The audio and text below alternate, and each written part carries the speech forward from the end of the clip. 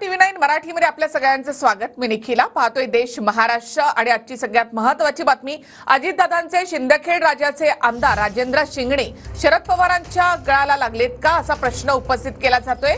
कारण वर्ध्यातील एका कार्यक्रमात दादांचे आमदार राजेंद्र शिंगणे यांनी एक मोठा गौप्यस्फोट केला। अजित पवारांसोबत नाईलाजास्त होतो असं राजेंद्र शिंगणे यांनी म्हटलं। दरम्यान यावेळी त्यांनी शरद पवारांचं तोंड भरून कौतुक देखील केलं आहे। शिंगणे काय म्हणालेत आपण पाहूया।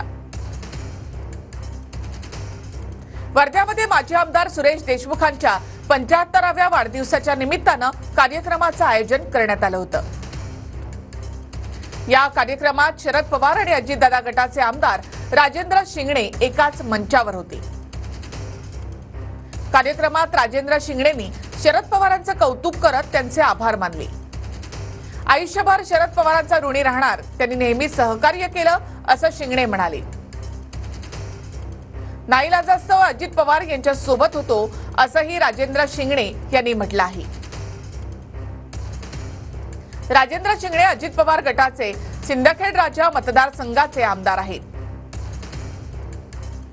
शिंगणे सिंदखेड राजामधून 5व्यांदा आमदार म्हणून निवडून आले। शिंगणे हे 1995 मध्ये पहिल्यांदा अपक्ष आमदार म्हणून निवडून आले होते।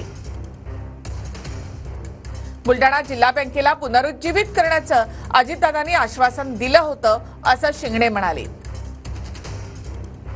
त्यामुळे अजितदादांच्या सोबत गेल्याचं शिंगणे यांनी सांगितलं आहे।